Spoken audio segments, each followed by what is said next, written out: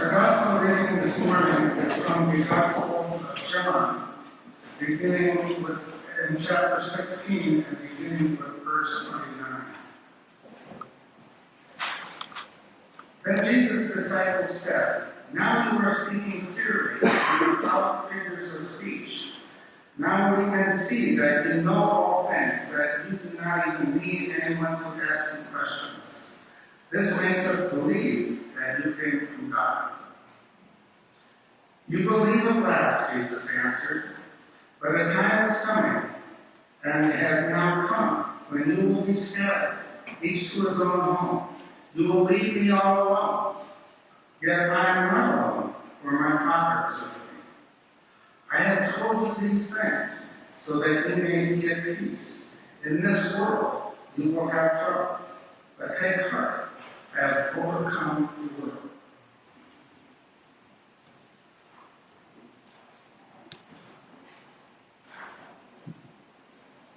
That passage from John, I think, is so poignant. I think about it, and I think he tells his disciples that they're going to leave him. But it's okay. Be at peace. I told you that, so you will be at peace. You're going to leave me alone, and you're probably going to be tempted to feel pretty guilty about that. But be at peace. And know that in this world you're going to have trouble. But I will overcome them. I think that's just an amazing piece. And I'm not a musical person, but I'm curious about people who are musical, where they get their inspiration for the words. I just love that last. I probably shouldn't tell you this, but I use the initials from the words as my password. So I sing the song to myself as I'm entering the password, and it makes it a lot less painful. So I suggest that to you. I go to your favorite hymns and use it as your password. I have these Bible verses too, because you always have to change them. But my message today is, why are you here? Really? What are you doing here? People in this church, if you interpret that question to mean, why are you here in this specific church, there's some pretty good reasons. And one of them, our incredible music program. And this church, as long as I've been coming here, has had a wonderful music program. And I know some people who have joined this church because they were musical and they wanted to be part of such a ministry. Another answer is because we have an incredibly gifted and inspirational pastor. I just think it's such a blessing to hear his messages each and every Sunday. But if you interpret my question, why are you here more broadly, why do you worship, why do you pray? Well, why do you? Because it's to change outcomes. I believe sometimes outcomes are changed, and sometimes people experience angels. I wasn't going to go here in the 8 o'clock session, but apparently people had not necessarily heard that story, so I'm going to tell you a story about an angel. And it happened to my wife. Yeah. And the story goes like this. I was in Virginia grading investment exams for the CFA Institute, something that I did every summer. And Deb took out my horse just to give him some exercise while I was away. And it was getting late. It was about 8 o'clock at night, and it was starting to rain. Everybody was pretty much indoors because of the time of day and because of the rain. And my horse bucked her off, and she fell on a hard path leading back to Omaha. There she was. So she did what she always does in time of trouble. She prayed, and a man showed up. I guess he was a man. He was in the shape of a man. But Deb didn't recognize him, and Deb knows everybody. Deb grew up here. She went to school here. She knows all the permanent residents in this area because she grew up here, and she knows a lot of visitors because she was a waitress at the Crow's Nest, and a lot of people went to the Crow's Nest for dinner. So it was kind of amazing that this person driving down our road happened to be a stranger to Deb. But he found her, and that's kind of an amazing thing too. How in the world did he find her? Well, he found her because the horse went out into the street, and the horse was still saddled, so he came looking for her. But that's weird too. Why didn't the horse go to the barn? The horse to the barn. You know, go out in the street. But they went out in the street, and this angel found her and brought her back to the house. She had broken her pelvis in 3 spots, it turns out. So she wasn't able to get back to the house by herself. And because of the time of day and rain, everybody was indoors. So we were going to help. But about that time, some neighbors came by. They saw this strange car in the garden. They came in to help them. And the stranger left.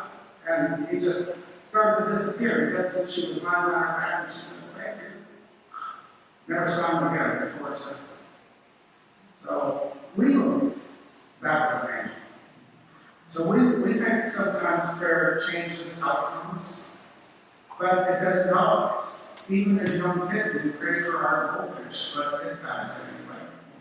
And as adults, we go through troubled times. Jesus told us we would. And we pray, but it doesn't always change outcomes. A book that I like and that I recommend was written by an atheist. He grew up Jewish. His name is Steven Pinker. He's a professor at Harvard. And he wrote a book called Enlightenment Now, and I sincerely recommend it. And in the Enlightenment Now, he talks about how every single aspect of human well-being has improved during the Enlightenment period in the last 200 years. It's been amazing. We live longer, we live healthier, we have more peace, there are fewer wars, there is less disease. We're better nourished. One comedian said this is the first generation ever where the poor people are fat. So, Pinker focuses on outcomes, and those outcomes have gotten better, and not too many people know about it, and that's why he wrote the book. But why do we pray? You know, may change outcomes. It might bring forth angels, but I don't think any of us can say that it always does. So let's just leave that question for a minute, because I have another one. And the next question I want to pose to you is, why is God so picky? Have you ever noticed that God is picky?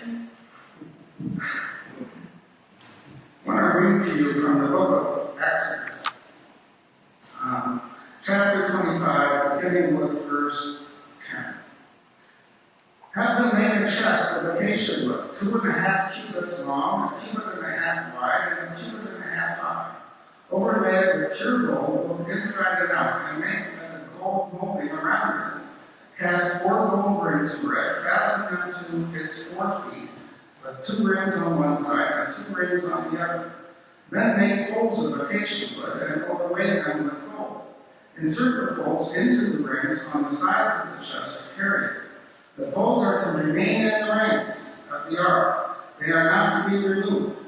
Then put in the ark the testimony which I will give them.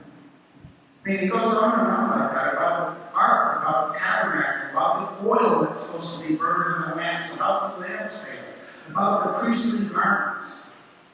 Why so picky? Would it matter if the ark was 1 3/4 inches wide or cubits wide? Obviously, it wouldn't. So the outcome is not so important to God. It's important to us. Right? It matters to us. As I was thinking about this, preparing this message, I thought back to when I was a kid. Because kids sometimes have interesting experiences. And when I was a kid, I was blessed to go to a church camp in northern Idaho. It was called Twinville because it was on the Lower Twin Lake. And it was called Twinville, and it's a beautiful place. And there was a crafts cabin there, and I hated it. I was no good at crafts. I'm still not good at crafts, and I don't like them. But we had to go, right? So one day, our assignment was to make a cross. And for whatever reason, I wanted to do that. I was really into that assignment. So I went out in the woods and I found a couple of twigs that I thought were especially pretty. whittled off the bark, and I tied them together in the shape of a cross, and I varnished them, or whatever we used in those days. And then I found another chunk of wood that I drilled a hole in and set the cross in. And I thought it was the most beautiful thing ever. And I wondered, did God think it was the most beautiful thing ever? No. But I think he was glad that I took pride in my work. And I think that's why he's so picky. It doesn't matter to him. And I think that's why prayer matters. Sometimes if we pray for outcomes, sometimes they happen the way we want, and sometimes outcomes are exactly what we fear.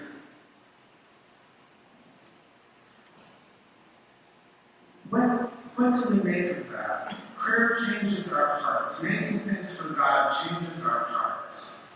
That's what Pinker doesn't get. And I wish he did. One of the really tough things about our faith is that we're supposed to celebrate suffering.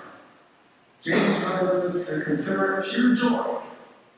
And Paul tells us that whenever we experience troubles of any kind, that's great because it creates perseverance.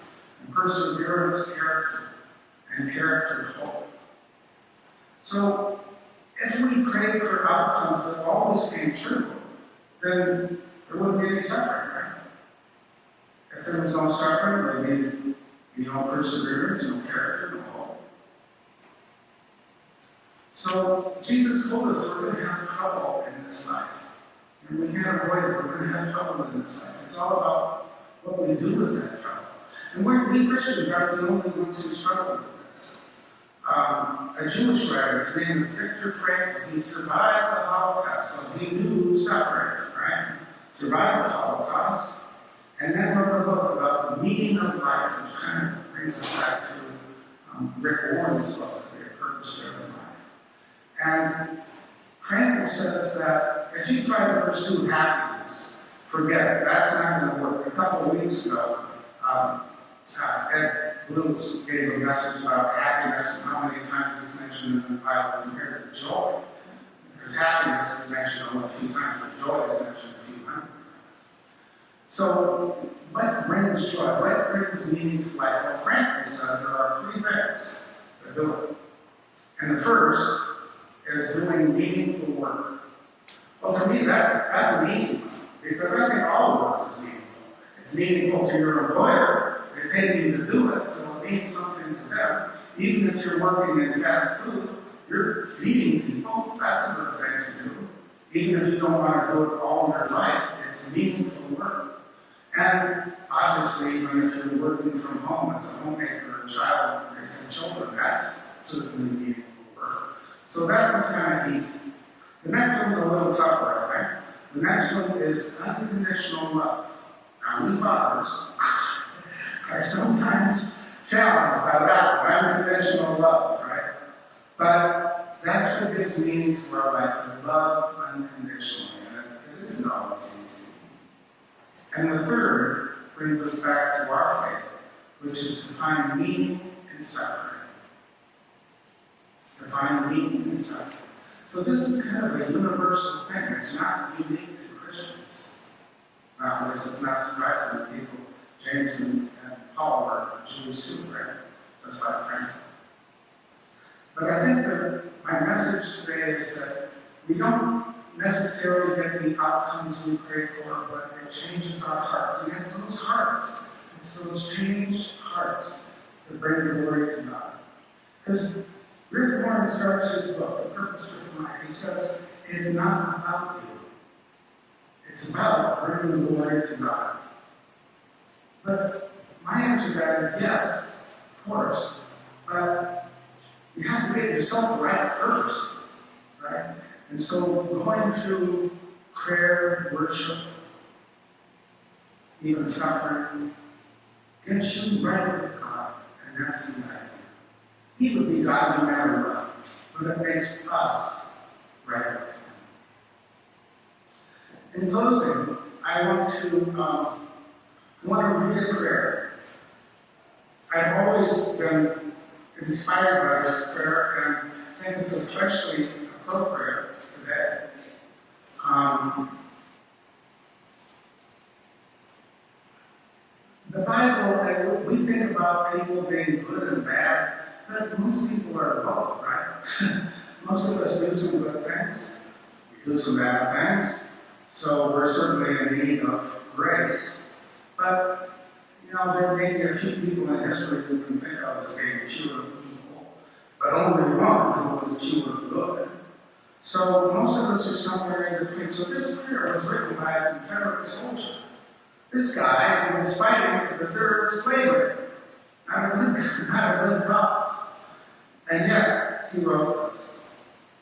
I think it's appropriate because it's Juneteenth, right? And we're celebrating the freedom of the slaves. I asked for strength that I might achieve. I was made weak that I might learn humbly to obey. I asked